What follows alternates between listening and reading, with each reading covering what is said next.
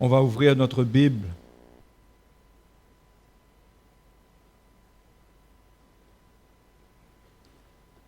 Dans 1 Corinthiens, où Paul nous dit que la puissance de Dieu et la sagesse de Dieu, c'est Jésus-Christ crucifié. 1 Corinthiens, chapitre 1er. Chapitre 1er, au verset 18, Paul dit que la prédication de la croix est une folie pour ceux qui périssent. Mais pour nous qui sommes sauvés, elle est une puissance de Dieu. Aussi est-il écrit, je détruirai la sagesse des sages et je rendrai nulle l'intelligence des intelligents. C'est-à-dire que sous la nouvelle alliance, la manière dont Dieu va manifester sa puissance, ça va être quelque chose que notre intelligence aura du mal à suivre et à comprendre. C'est pourquoi la puissance de Dieu pour notre vie se manifeste au travers de la croix. Et la croix, c'est une folie. C'est pourquoi les Juifs ont eu des problèmes avec la puissance de Dieu, la puissance de la croix, parce que la croix pour eux, c'est la mort de Jésus-Christ. Au contraire, c'est la preuve que pour eux, qu'il était maudit. Donc, la sagesse de l'homme, la sagesse de Dieu, est à l'opposé de la sagesse de l'homme. Sous la Nouvelle Alliance, Dieu fait les choses d'une manière où il n'invite pas notre intelligence. Notre intelligence naturelle pour les choses de Dieu n'est pas invitée. Dieu révèle le message de la croix à notre cœur. Et par cette révélation, cette lumière, c'est là que sa puissance se manifeste et sa sagesse se manifeste. OK? Pourquoi il dit « Je détruirai la sagesse des sages, je rendrai nulle l'intelligence des intelligents ». Où est le sage, où est le scribe, où est le raisonneur de ce siècle? Dieu n'a-t-il pas convaincu de folie la sagesse du monde? Car puisque le monde, avec sa sagesse, n'a point connu Dieu, il a plu à Dieu, dans sa sagesse, de sauver les croyants par la folie de la prédication. La prédication ne contient rien qui soit conforme à la sagesse de l'homme. La prédication de la croix. Si c'est la prédication des hommes, c'est autre chose. Mais si c'est la prédication de la croix, ce message de la prédication de la croix, c'est une folie. C'est pourquoi ça nous demande la foi. Parce que quand notre intelligence nous dit « mais c'est de la folie », notre cœur doit nous dire « c'est ça même qu'il faut croire ». C'est pourquoi nous devons faire attention, nous transportons assez de pièges en nous-mêmes, dans notre tête, dans notre manière de comprendre les choses. Nous ne devons jamais faire confiance à notre intelligence naturelle. Les Juifs demandent des miracles et les Grecs cherchent la sagesse. Nous prêchons, voilà la folie de la prédication, verset 23, nous prêchons Christ crucifié. Christ crucifié. Scandale pour les Juifs et folie pour les païens. Parce que les Juifs cherchent des miracles. La mort de Jésus ne peut pas être un miracle. Bien sûr, il y a eu la résurrection, mais ça a été nié par les Juifs. Okay? Les Grecs, eux, ils cherchaient la sagesse. Comment est-ce qu'un homme qui se dit être puissant, il peut mourir? Tout ça, ça n'a pas de sens pour les Juifs et pour les Grecs. Mais, il dit, c'est scandale pour les Juifs et folie pour les païens, mais puissance de Dieu et sagesse de Dieu pour ceux qui sont appelés tant Juifs que Grecs. Car la folie de Dieu est plus sage que les hommes. La folie de Dieu, c'est-à-dire ce que nous voyons être comme étant la folie. Parce qu'il n'y a pas de folie en Dieu. Okay? Mais la folie de Dieu est plus sage que les hommes. Et la faiblesse de Dieu, c'est-à-dire mourir sur une croix, se laisser être crucifié, n'a mené aucune résistance. c'est la faiblesse de Dieu. La Bible nous dit dans 2 Corinthiens chapitre 13 que Jésus a été crucifié à cause de sa faiblesse. Cette faiblesse est plus forte que les hommes. Et c'est cela que Dieu manifeste, c'est ce salut que Dieu nous donne au travers de la croix. C'est par la manifestation de ce qui est folie à notre intelligence, pour notre intelligence, et ce qui est faiblesse pour nous, qui nous attendons à voir un Dieu, s'il est Dieu, qui fait de grandes choses qui nous étonnent. Il fait des choses qui nous étonnent. Mais, avant tout, il doit rendre nulle l'intelligence des intelligents. Parce qu'on peut rater ce qui est vraiment la puissance de Dieu. Si on est là avec notre intelligence. OK? Ensuite, Paul partage que c'est pour cela que Dieu a été, comment il dit ça? Que Dieu a choisi les choses folles du monde pour confondre les fortes. C'est pourquoi aussi nous-mêmes, quand nous regardons que Dieu nous a mis à part pour son évangile, qui sommes-nous?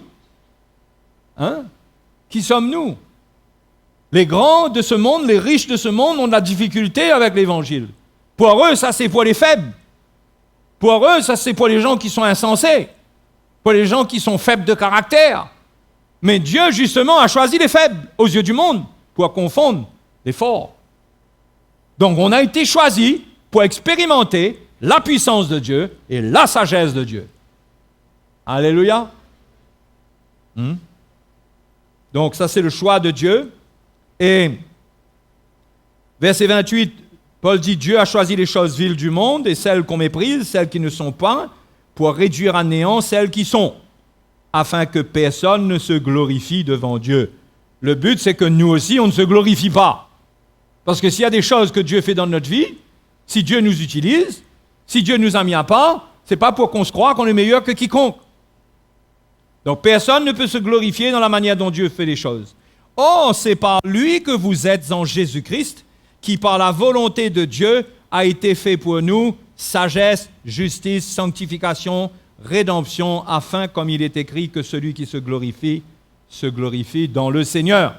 Jésus a été fait pour nous sagesse. OK? Nous n'avons pas de sagesse qui nous permette de vivre notre vie chrétienne. On ne peut pas vivre la vie chrétienne. La vie chrétienne, c'est un style de vie qui vient du Seigneur Jésus. Cette vie nous a été donnée par la mort et la résurrection, par quelque chose qui est à l'opposé de l'intelligence de l'homme.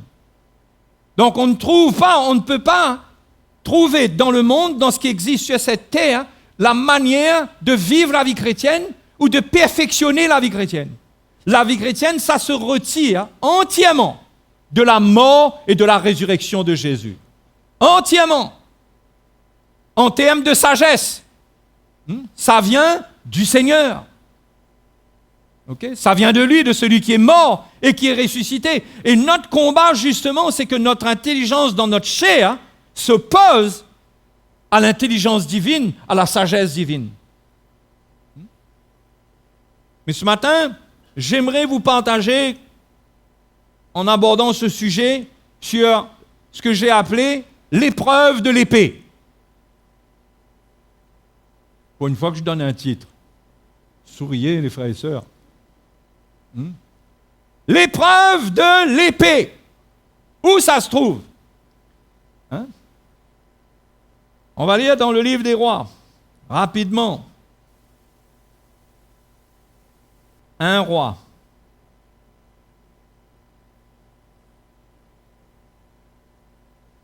Alors, pour éviter de lire tout le passage, en bref, en résumé, il y a 2 femmes qui ont accouché d'un enfant à 3 jours de différence. OK? Mais il y a l'enfant d'une des 2 femmes qui est mort. Or, les 2 étaient dans la même chambre, les 2 étaient ensemble, et il y en a une qui a trafiqué, qui a pris son bébé mort, qui l'a mis dans le sein de l'autre et qui a pris le bébé vivant. Et la femme qui savait que son bébé, qui connaissait son bébé, quand elle a constaté que cet enfant qui était avec elle n'était pas son enfant, cet enfant mort, ce n'était pas son enfant, elle le reconnaissait, ah ben, là, elle n'a pas été satisfaite du tout. Mais c'est une situation très délicate, parce qu'il n'y a pas de témoin. Personne n'a vu qui a fait quoi. Donc, qu'est-ce que les deux ont fait? Les deux sont allés devant le roi. Le roi qui était à l'époque, Salomon. Vous connaissez l'histoire. Bien sûr, la femme qui, elle sait que c'est son enfant, c'est certainement plus elle qui va faire la démarche, qui dit non, je défends ma cause devant le roi, parce que cet enfant qui est vivant, que tu tiens, c'est mon enfant. Et l'enfant mort, c'est ton enfant. Donc les deux vont aller expliquer leur situation devant Salomon. On lit l'histoire. Ça vous intéresse déjà? L'histoire est intéressante, non? Alors, les deux racontent leur histoire devant le roi. Au verset 23, le roi prend la parole. 1 Roi, chapitre 3, verset 23 maintenant. Le roi dit, parce que les deux ont rapporté la situation. OK. L'une dit, c'est mon fils qui est... Attendez. Qui est vivant, et c'est ton fils qui est mort. Ça, c'est le roi qui parle, Salomon. Et l'autre dit, nullement, c'est ton fils qui est mort, et c'est mon fils qui est vivant. Puis il ajouta, apportez-moi une épée.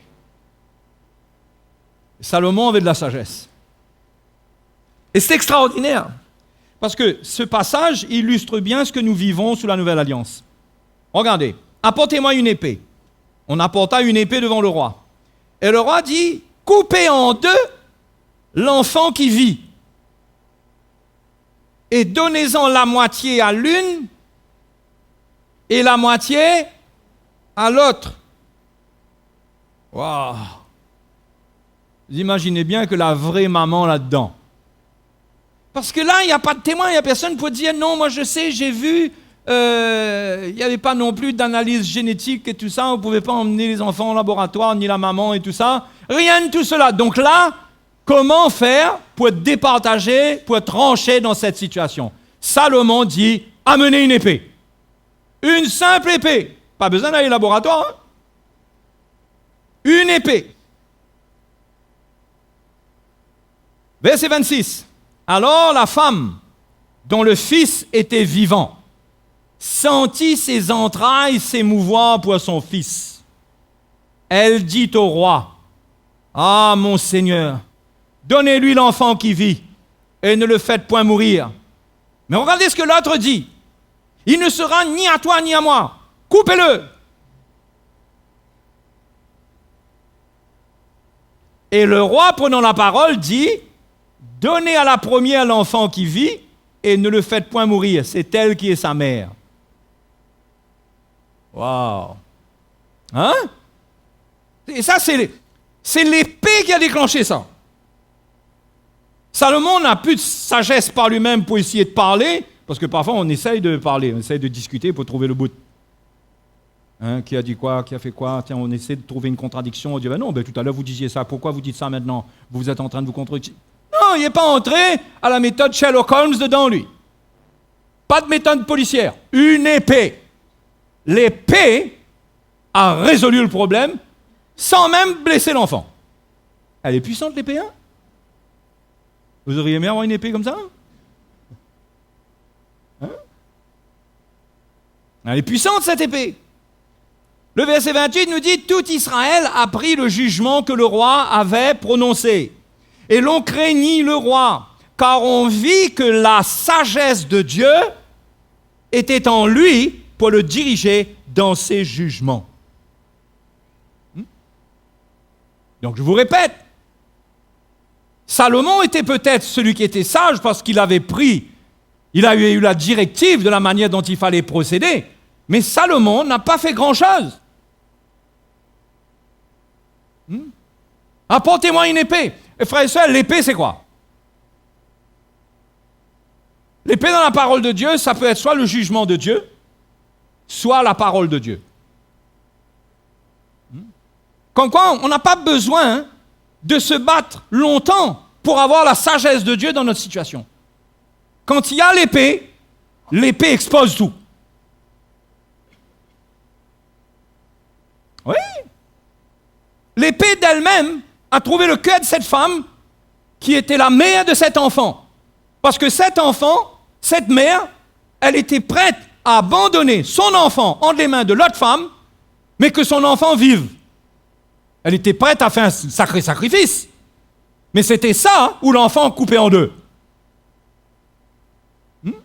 Donc l'épée a amené la lumière et la sagesse, et l'autre femme, son cœur a été exposé parce qu'elle dit, eh ben non, allons couper alors. Salomon a déjà compris là, qui est la maman, qui n'est pas la maman. Cet épisode, comme beaucoup d'histoires de l'Ancienne Alliance, nous montre la puissance du message de la croix. Parce que la croix, comme on a lu tout à l'heure dans 1 Corinthiens, la prédication de la croix, c'est ça la sagesse de Dieu. Et la prédication de la croix, c'est ça l'épée de Dieu. Nous avons affaire à une épée sous la Nouvelle Alliance. C'est la croix. D'ailleurs, si on regarde la forme d'une croix, ça ressemble à une épée. Enfin, n'en faites pas une grande théorie, hein. Mais ça ressemble à une épée. Sur cette épée, il y a Jésus qui meurt. Et la prédication de cette croix, c'est l'épée que Dieu utilise. Hébreux chapitre 4.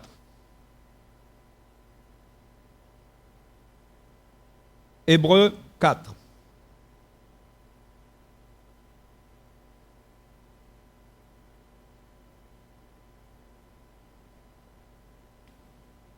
Verset 12. Vous y êtes? Car la parole de Dieu est vivante, efficace, plus tranchante qu'une épée quelconque à deux tranchants, pénétrante jusqu'à partager âme et esprit, jointure et moelle. Qu'est-ce qu'elle fait, cette parole de Dieu? Elle juge les sentiments et les pensées. Elle expose ce qui est caché. Parce que le problème est dans ce qui est caché. Le problème est dans ce qui est caché dans le cœur de l'homme. Et souvent, on essaye de comprendre ce qui se passe dans les situations, mais Dieu ne regarde pas aux situations. Dieu regarde et il trouve ce qui est dans le cœur, parce que le problème vient du cœur. C'est pourquoi dans notre vie chrétienne, on doit apprendre à regarder au cœur et ne pas analyser les situations. Hein? Dieu a une manière de gérer les problèmes de notre vie, que ce soit en termes de discipline dans l'Église, de châtiment du Seigneur, que c'est une bonne chose, je ne parle pas de punition divine pour détruire quelqu'un, mais Dieu a une manière de trancher, de faire les choses qui est conforme à cette prédication de la croix. Au fait, c'est cette prédication de la croix, quand elle vient comme une épée, là on a quelque chose à faire là. Quand cette épée-là vient, ça expose notre cœur, comme cette femme, quand l'épée a été là, l'épée de Salomon était là, son cœur a été exposé, mais dans la manière que son cœur a été exposé, elle s'est dit non, il vaut mieux que mon fils vive, que cette femme prenne l'enfant pour elle, mais que mon enfant vive. Donc, elle a relâché l'enfant. Vous me suivez? Et qu'est-ce qui s'est passé? Elle a retrouvé l'enfant tout de suite.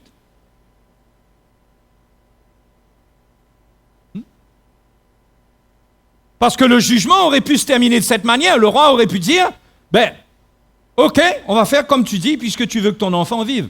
Fini, point barre. L'autre prostituée, parce que c'était deux prostituées, prend l'enfant, s'en va, elle est brisée, elle est finie, elle est complètement anéantie, elle a une seule consolation, c'est que son enfant n'a pas été coupé en deux.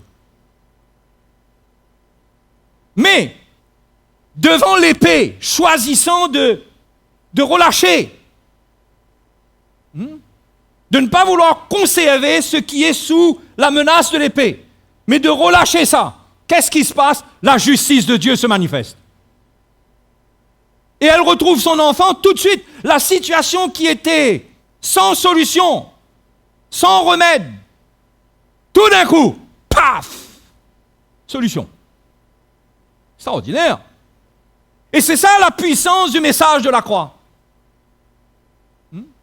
Si on accepte que le message de la croix, que l'évangile expose notre cœur et qu'on ne résiste pas à ça, et qu'on est prêt à perdre, comme cette femme qui était prête à perdre son enfant, on est prêt à perdre ce qu'il faut perdre. Dieu va s'occuper de ce qu'on relâche. Parce que soit on accepte de perdre dans la situation, soit il y a une épée qui vient et qui tue et qui détruit tout. Soit c'est la destruction de ce qui est là, soit on relâche, on fait confiance à Dieu et Dieu nous redonnera. Au fait, c'est ce qui est écrit dans l'Évangile. Et c'est pourquoi on a tellement de fardeaux. Parce qu'on se bat avec les situations par notre propre force. On a du mal à relâcher, à faire confiance au Seigneur. Hein? On veut se battre. On se bat avec notre chair. Où c'est ça? Matthieu 10. Verset 34. Ne croyez pas que je sois venu apporter la paix sur la terre. Je ne suis pas venu apporter la paix, mais l'épée. Quand je suis venu mettre la division entre l'homme et son père, entre la fille et sa mère, entre la belle-fille et la belle-mère, et l'homme aura pour ennemi les gens de sa maison. Celui, comme toujours j'oublie de fermer ça, celui qui aime son père ou sa mère plus que moi n'est pas digne de moi, et celui qui aime son fils ou sa fille plus que moi n'est pas digne de moi. Celui qui ne prend pas sa croix et ne me suit pas n'est pas digne de moi. Celui qui, verset 39, qui conservera sa vie, la perdra. Et celui qui perdra sa vie à cause de moi, là,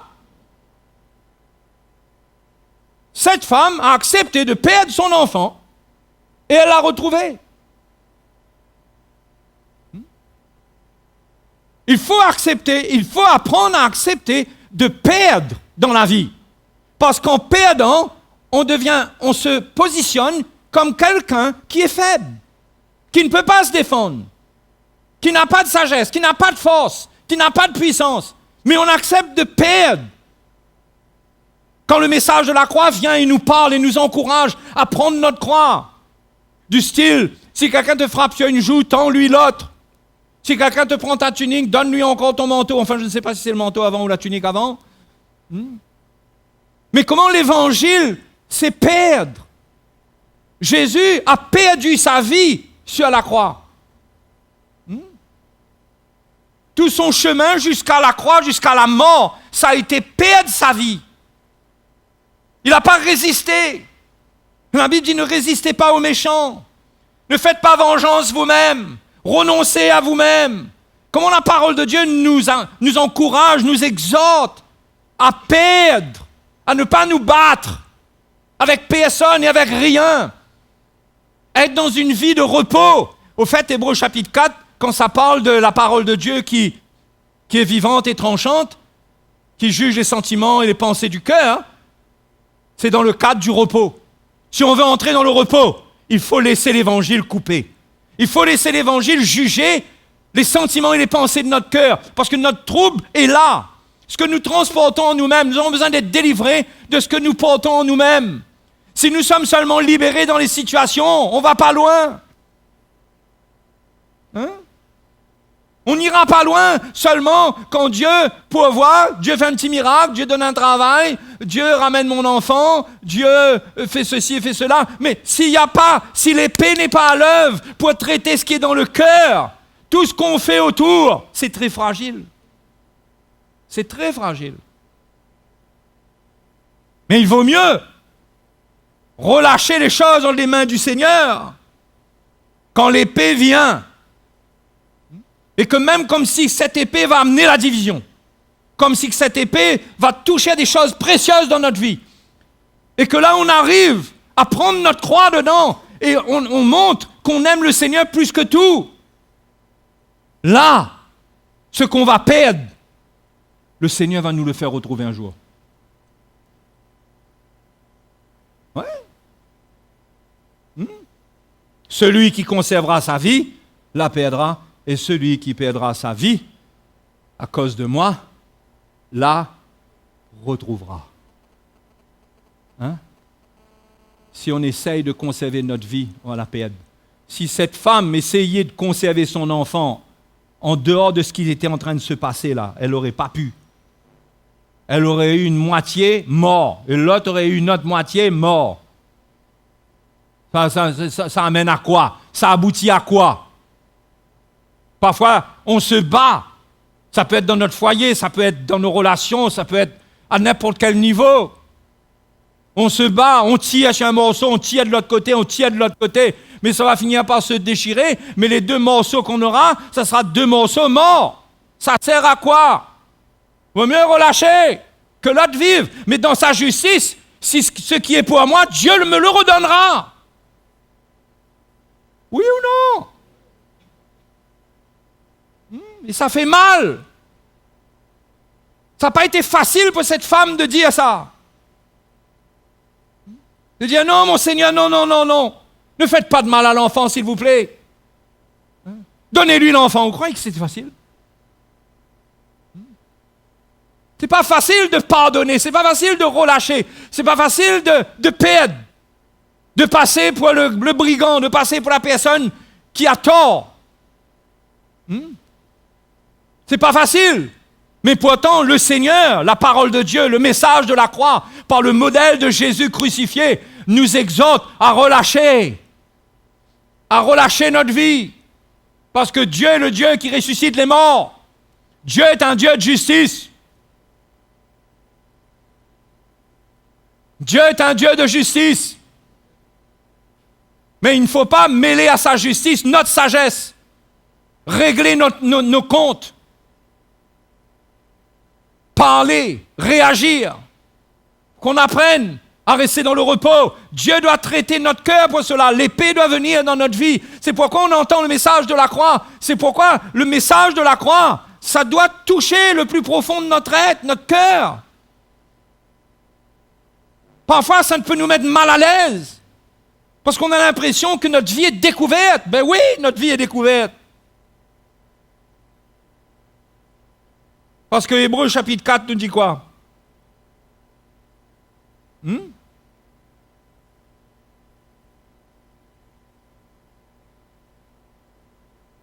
Hébreux 4.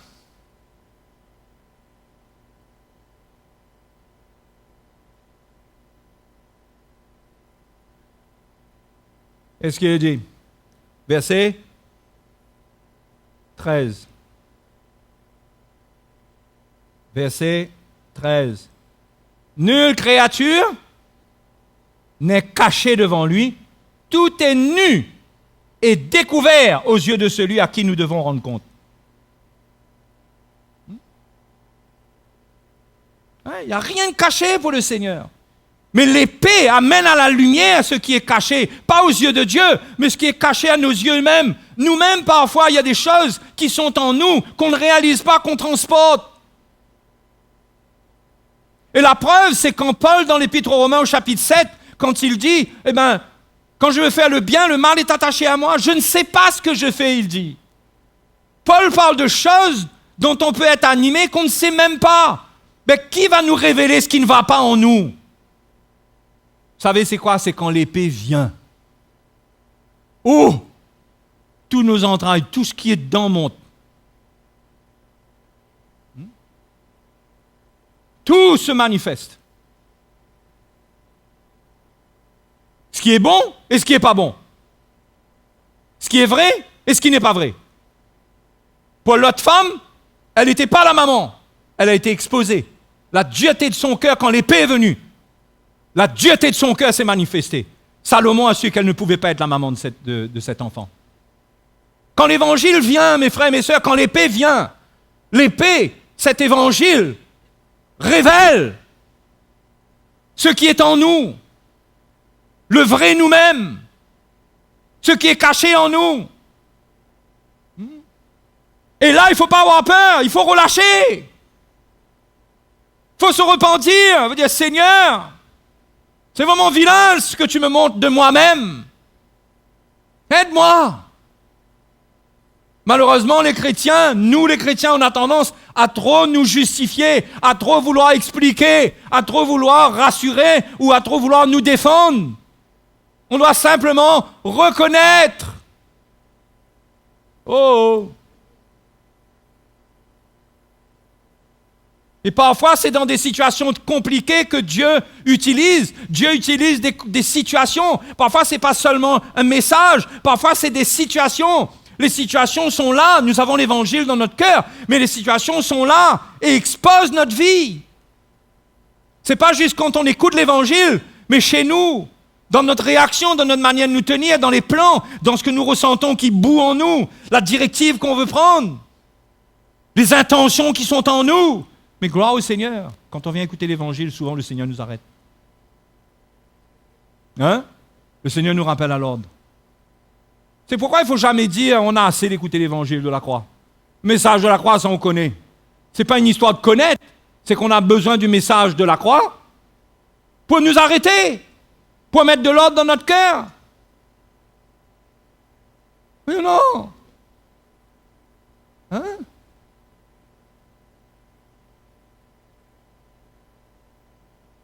Il y a une autre femme qui a eu affaire à l'épée.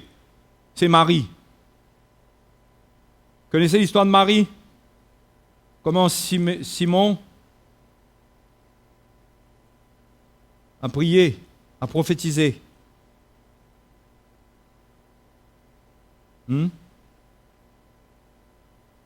Luc chapitre 2, verset 33. Verset 34. Siméon les bénit et dit à Marie sa mère, « Voici cet enfant est destiné à amener la chute et le relèvement de beaucoup en Israël, et à devenir un signe qui provoquera la contradiction. Et à toi-même, voilà ce qu'il dit à Marie, à toi-même une épée te transpercera l'âme, afin que les pensées de beaucoup de cœurs soient dévoilées. » C'est pas ce qui est arrivé à cette femme? Vous savez, l'épée n'a pas touché à l'enfant, mais l'épée a transpercé son âme, afin que la pensée de l'autre femme soit dévoilée. C'est ce qui s'est passé. Non? S'il n'y avait pas cette épreuve de l'épée, ce qui était caché là, dans les faits et dans les cœurs, n'aurait jamais été exposé. Et c'est pareil pour Marie. Siméon lui dit, toi aussi, une épée va te transpercer l'âme et les pensées de beaucoup de cœurs seront dévoilées. Donc, vous voyez, l'épée, ça dévoile les pensées des cœurs. Je ne sais pas si vous vous rappelez de cet épisode où je pense qu'on peut relier cela à cet épisode. Allons lire. Vous n'avez pas perdu votre Bible? Allons lire. Matthieu chapitre 12.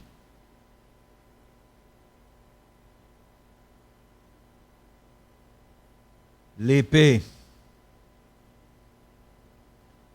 Comme Jésus s'adressait encore à la foule.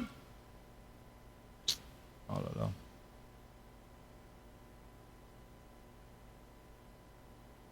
Excusez-moi.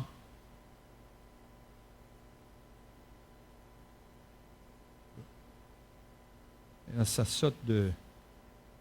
Comme Jésus s'adressait à la foule, voici sa mère et ses frères qui étaient dehors cherchèrent à lui parler. Verset 46. Excusez-moi. C'est bon? Quelqu'un lui dit, voici ta mère et tes frères sont dehors et ils cherchent à te parler. Mais Jésus répondit à celui qui le lui disait, qui est ma mère? Et qui sont mes frères?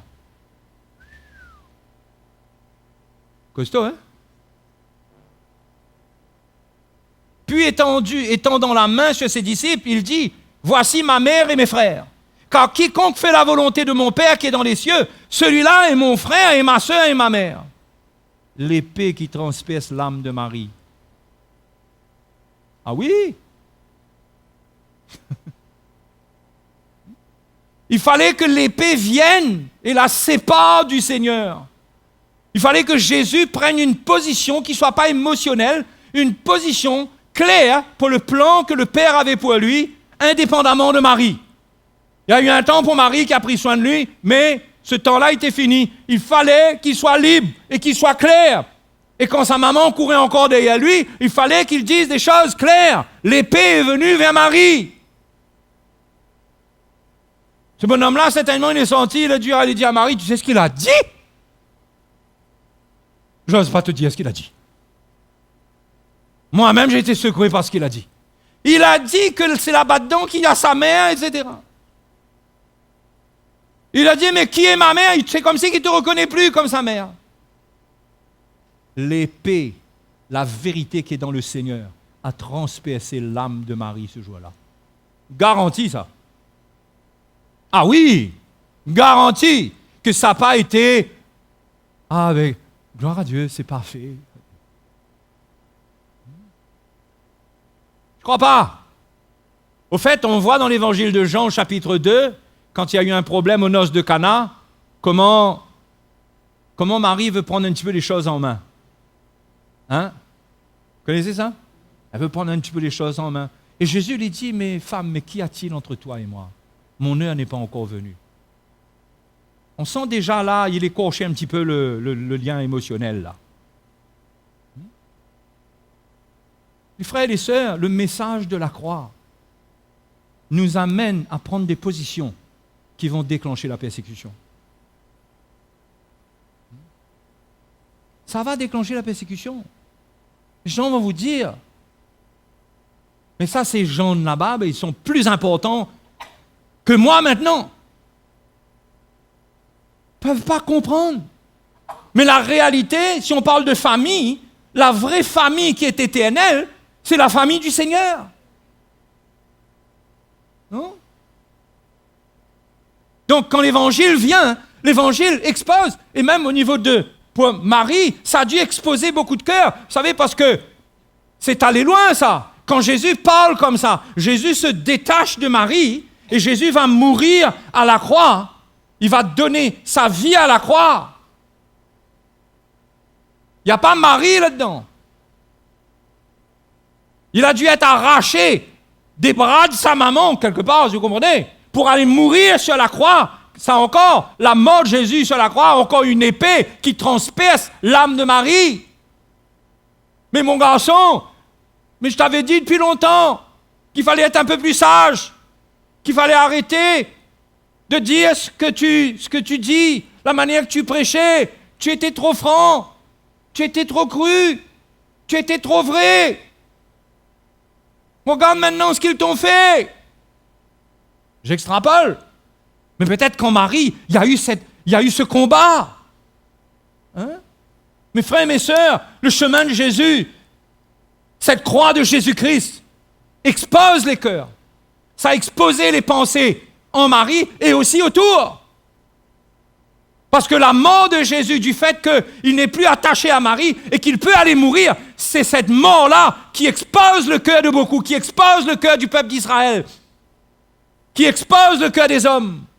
Il a fallu que l'épée transperce l'âme de Marie pour que Jésus aille mourir à la croix et que cette mort devienne l'épée de Dieu qui expose le cœur des hommes. Mais il a fallu que quelqu'un ait une âme transpercée par cette épée. Ça a été Marie.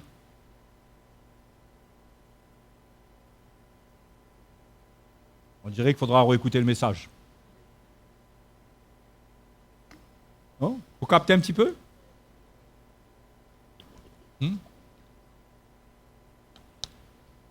Et quand la croix est à l'œuvre dans votre vie, cette épée-là, Dieu la met dans votre main.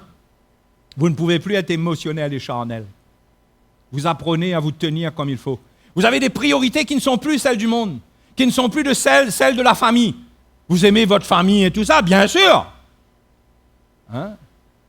Mais vous avez une priorité, vous avez un cœur, vous comprenez ce que Dieu vous appelle à vivre et la position que vous prenez blesse d'autres gens. Parce que c'est une épée. Vous comprenez? Vous ne pouvez pas éviter cela. On ne peut pas éviter cela. C'est pourquoi il ne faut pas se battre dans la persécution. Si on n'est pas compris, il ne faut même pas essayer d'aller expliquer beaucoup de choses. Parfois, on fait plus de mal en expliquant trop.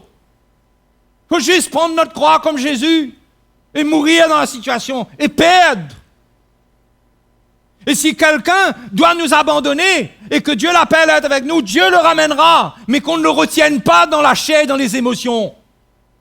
Qu'on laisse les choses se faire.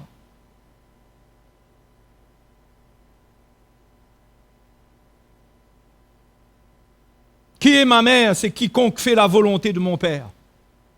Est-ce qu'on est capable de parler comme ça, nous? Est-ce qu'on est appelé à parler comme ça?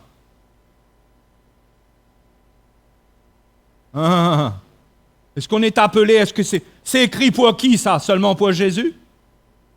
C'est écrit pour tous ceux qui veulent le suivre. Parce que, qu'est-ce qu'on a lu tout à l'heure dans Matthieu chapitre 10? Quiconque aime son père et sa mère plus que moi n'est pas digne de moi. Oui ou non? C'est pas ça qu'on a lu? Aimer plus. Il ne parle pas de ne plus aimer nos parents, etc. Non. Mais comment pour suivre le Seigneur? Nous devons prendre cette croix. Renoncer à nous-mêmes. Et c'est une épée qui est l'épée de l'esprit que Dieu nous donne. L'Évangile, c'est l'épée de l'esprit. Ce n'est pas quelque chose pour blesser les gens à coups de versets bibliques, mais c'est l'épée de l'esprit. En même temps, c'est une attitude qu'on prend dans l'esprit, que les gens ne peuvent pas comprendre. Ils ne peuvent pas suivre. C'est pourquoi quand on prend des décisions de suivre le Seigneur comme il faut, la persécution vient. Ça commence dans notre proche entourage. Il n'y a pas à trouver ça drôle. C'est comme ça que ça se passe. Et parfois, si ça ne se passe pas comme ça, c'est à se demander si on arrange pas un petit peu trop nos affaires. Si on n'est pas un peu trop dans des compromissions. Parfois, c'est à se demander. Parce que le message de la croix, ça expose les cœurs, ça amène des situations. Je ne dis pas qu'il faut aller chercher des problèmes, mais une vie identifiée à Jésus crucifié, ça déclenche des persécutions. Ça déclenche des choses. Et c'est bon quand ça déclenche, parce que c'est la preuve, Paul dit dans Philippiens, c'est la preuve que nous appartenons au Seigneur. C'est une preuve de perdition pour ceux qui nous persécutent, mais c'est une preuve de salut pour nous qui croyons. Nos adversaires, ceux qu'ils disent. Le jour où on a quelqu'un proche de nous qui ne comprend pas notre décision, qui commence à nous taxer de tout de je ne sais pas trop quoi, mais c'est normal. Mais notre combat n'est pas contre cette personne. Parce que Jésus n'a pas combattu contre ceux qui l'ont crucifié. Son combat est contre le diable, contre les dominations, les autorités dans les lieux célestes. Notre combat, à nous, c'est pareil. Ce n'est pas de se battre contre les gens, mais d'accepter qu'ils ne comprennent pas. Et de comprendre que nous-mêmes, même si nous n'étions pas éclairés, nous aurions été comme eux. Dans ce cas, qu'est-ce que nous avons besoin de faire? Accepter. Accepter qu'on soit maltraité, qu'on soit persécuté, qu'on soit mis à la une du journal un jour où je ne sais pas trop qu'est-ce qui va se passer. Acceptez pour vous que vous pourriez être rejeté par votre famille. Qu'un jour on peut vous mettre dehors ou je ne sais pas trop quoi. Ou de réaliser que tout d'un coup vous étiez le préféré de la famille et tout d'un coup vous êtes un moins que rien. Vous avez l'impression que votre famille ne vous donne plus rien, ne fait plus un cas avec vous. Mais c'est l'épreuve de votre foi, c'est votre chemin. Qui vous choisissez? Qui vous choisissez? Suivre le Seigneur? Mes frères et sœurs, quand l'épée vient, laissez-la traiter le problème. Laissez-la. Laissez l'épée du Seigneur agir. Déjà envers vous-même. Que Dieu traite votre vie, que Dieu traite notre vie. Le message de la croix, c'est ça qui est extraordinaire avec le message de la croix. C'est que le message de la croix, on ne peut pas prêcher le message de la croix naturellement. On ne peut pas aller dans une école apprendre le message de la croix. Ça doit être de l'esprit. Ça vient par l'esprit. Ça dit des choses que parfois on ne comprend pas trop. Mais ça doit être révélé à notre cœur. Et ça vient exposer ce qui est caché dans notre cœur, premièrement. C'est ça que le message de la croix fait. Et quand ça, c'est pas dans l'Église, les chrétiens ne se sanctifient pas. Ils ne mûrissent pas. Ils restent des bébés. Parce que Dieu ne touche pas leur vie. L'Évangile n'arrive pas à toucher leur vie. L'épée du Seigneur ne vient pas menacer leur chair. Donc, il reste pareil. Il n'y a pas de changement.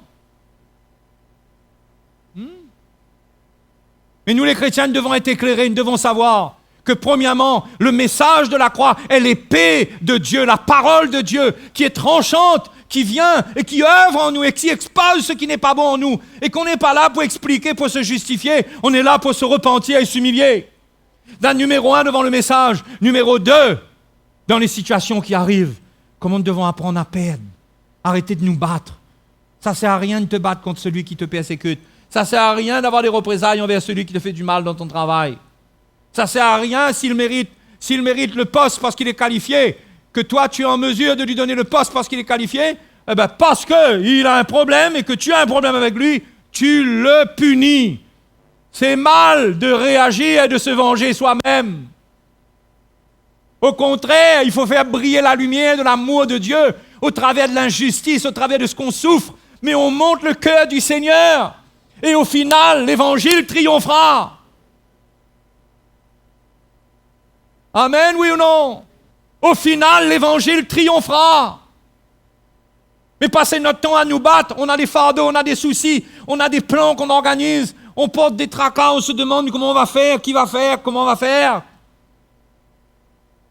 Salomon dit, apportez-moi une épée. Mes frères et mes sœurs, laissez l'Évangile faire son œuvre. Et laissez Dieu s'occuper des choses de votre vie. Laissez-le.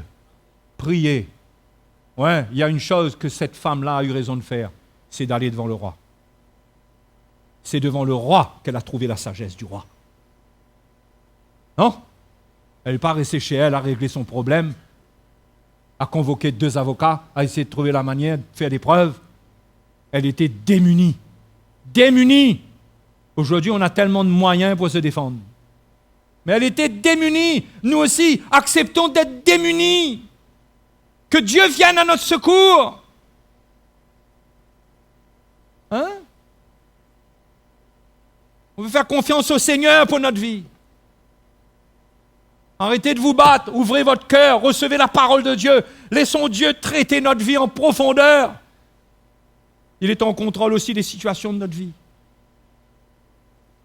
Il ne va pas permettre qu'on soit tenté ou testé au-delà de nos forces. L'important, c'est de perdre ce qu'on a besoin de perdre. Il y a des choses qu'on perd, comme cette femme qu'on rattrape tout de suite. Dieu nous redonne tout de suite. Non. Il y a des choses qu'on perd. Peut-être dans d'autres cas, avant que la sagesse vienne, avant que Dieu fasse son œuvre. Ça, c'était le cas de cette femme. Peut-être que cette femme, injustement, aurait pu avoir la garde de cet enfant. Peut-être que pour une autre femme, Dieu aurait agi autrement. Mais oui. Mais Dieu agit toujours. Amen. Frères et sœurs, l'Évangile doit nous encourager d'une manière extrême à perdre notre vie, à ne pas nous défendre. Nous défendre, c'est gâter notre cœur. C'est devenir mauvais. Prendre les armes de la chair, les armes des ténèbres. Hein? Laissons Dieu faire les choses. Hein? Évitons, n'allons pas mal parler de nos ennemis. Prions pour eux.